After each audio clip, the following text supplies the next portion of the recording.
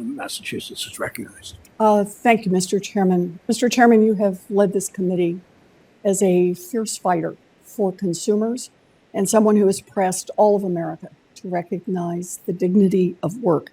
And I speak for myself and for millions of people across this country to say we are grateful for your leadership. Thank you. So President Trump spoke to the concerns of millions when he said he would put a 10% cap on credit card interest rates.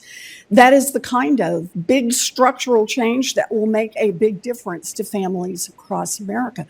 Over the last decade, giant credit card companies have jacked up interest rates to historic levels.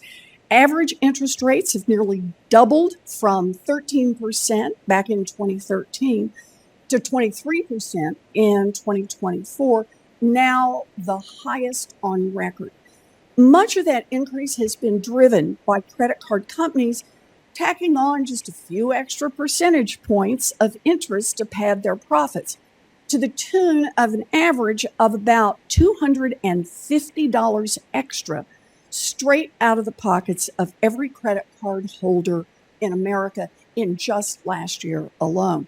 Director Chopra, thank you for being with us today.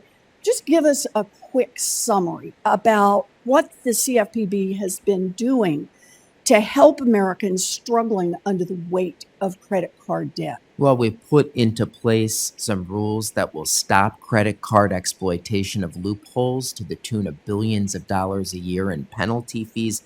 We're going to make it easier to switch. We're going to ensure that people can actually get those rewards they were promised and so much more. Good. So, Director Chopra, let me ask you, would President-elect Trump's plan to lower interest rates to 10% do more to help unrig the credit card market? And if such a cap were enacted, does the CFPB have the expertise and the capacity to enforce that cap? Well, we certainly have the capacity to enforce it. We enforce other types of interest rate caps.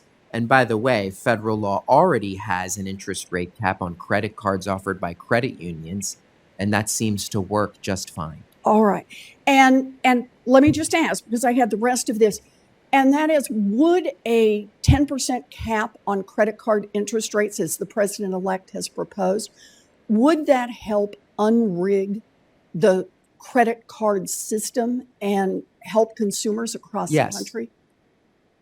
Good. That's a short answer. Do you want to add any more? Well, I think there's room for debate on where to set the number, but certainly we have found that other rate caps have allowed the market to function. But as the market has grown more and more concentrated, and that there's even more mega mergers potentially on the horizon, we need to make sure that those credit card companies aren't coordinating even subtly to jack up rates even higher. Okay, and that concentration means less competition. That's right, and that's customers. I think that has contributed to these fat margins. We have found that Americans are paying an extra $25 billion a year compared to 10 years ago, even when controlling for market interest rates. Wow, $25 billion.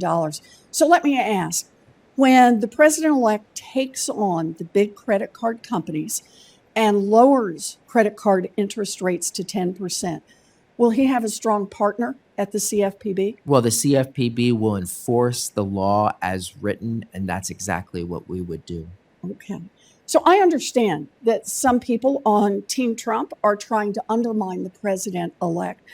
Billionaires who profit off cheating people are begging him to delete the agency. They're asking President-elect Trump to go back on his promise of a 10% cap on interest rates and instead put billionaires' profits ahead of the needs of working people. The CFPB has been in the trenches fighting for working families for over a decade. And so far, it has forced Wall Street banks to return over $20 billion directly to families they cheated. Now, with a single move, President-elect Trump can smash that record, saving American families tens of billions of dollars in interest payments. And when he does that, he will have a strong partner at the CFPB. So I just want to say thank you, Director Chopra, for your extraordinary record of service to people all across this country. Thank you for all you've done. Thank you, Mr. Warren, Chairman. thanks so much.